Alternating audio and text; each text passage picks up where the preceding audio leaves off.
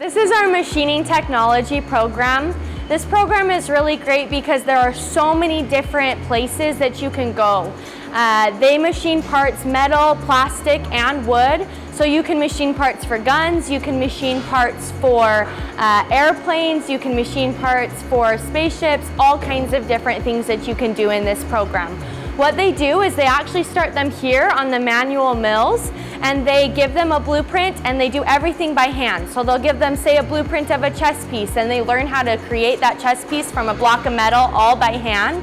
Then they learn how to write G-code using the machines behind us, and they're able to actually program and build their own blueprints. Then they can plug that into the CNC machines over here, and in the time that they could do, say, one chess piece on a manual mill, now they can do 15 on a CNC machine. You can plug that into all the CNC machines, and now you're making 100 or 200 parts in the time that you could do one on a manual mill.